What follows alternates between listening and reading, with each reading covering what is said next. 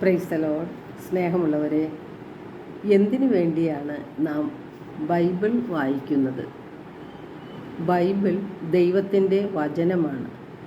മനുഷ്യരക്ഷയ്ക്ക് വേണ്ടി ദൈവം നൽകിയിരിക്കുന്ന സന്ദേശങ്ങളാണ് ബൈബിളിൽ ഉള്ളത്. അത് മനുഷ്യൻ്റെ പാദങ്ങൾക്ക് വിളക്കും പാതയിൽ പ്രകാശവുമാണ്. ദൈവവചനം ജീവദായകമാണ്. റോമ 1:16 വിശുദ്ധ പൗലോസ്ലീഹ പറയുന്നു, സുവിശേഷം രക്ഷയിലേക്ക് നയിക്കുന്ന ദൈവശക്തിയാണ്.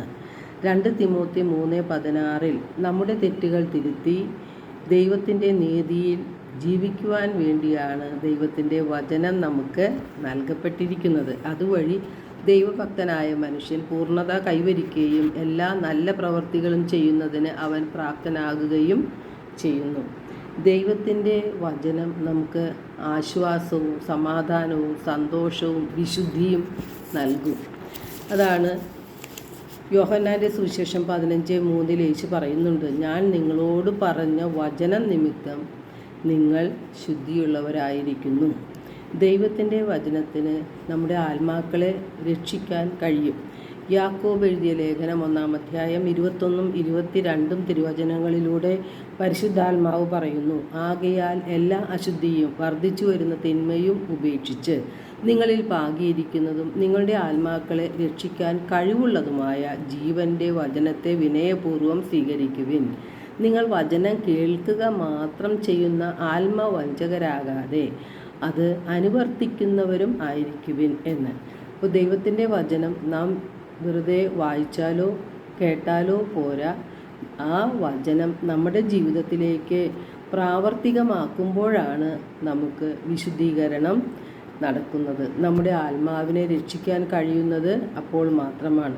നമ്മുടെ ഹൃദയത്തിൽ ദൈവത്തിൻ്റെ വചനം സൂക്ഷിക്കുകയാണെങ്കിൽ പാപത്തിൽ നിന്ന് നമുക്ക് മാറി നിൽക്കാനായിട്ട് സാധിക്കും. സങ്കീർത്തനം 119:105 ദൈവവചനം ജീവദായകമാണ്, അത് മനുഷ്യൻ്റെ പാദങ്ങൾക്ക് വിളക്കും പാതയിൽ പ്രകാശവുമാണെന്ന് വ്യക്തമാക്കുന്നുണ്ട്. അതുപോലെ സങ്കീർത്തനങ്ങൾ 119:11 സങ്കീർത്തകൻ പറയുകയാണ്, അങ്ങയ്ക്കെതിരെ പാപം ചെയ്യാതിരിക്കേണ്ടതിന് അങ്ങയുടെ വചനം ഞാൻ എൻ്റെ ഹൃദയത്തിൽ സൂക്ഷിച്ചിരിക്കുന്നു എന്ന്. നമ്മുടെ ഹൃദയത്തിൽ നിന്നും വചനം എടുത്തു കളയുന്നത് സാത്താനാണ്.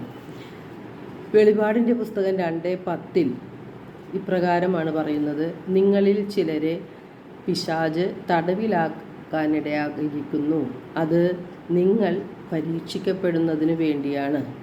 നമുക്കറിയാം, പിശാച് വരുന്നത് പാപത്തിലേക്ക് നമ്മെ നയിക്കുവാനാണ്, ദൈവത്തിലുള്ള വിശ്വാസം നഷ്ടപ്പെടുത്തുവാനാണ്, നമ്മുടെ ആത്മാക്കളെ നശിപ്പിക്കാൻ വേണ്ടിയും അവൻ്റെ രാജ്യം വിസ്തൃതമാക്കാൻ വേണ്ടിയുമാണ് സാത്താൻ വരുന്നത്.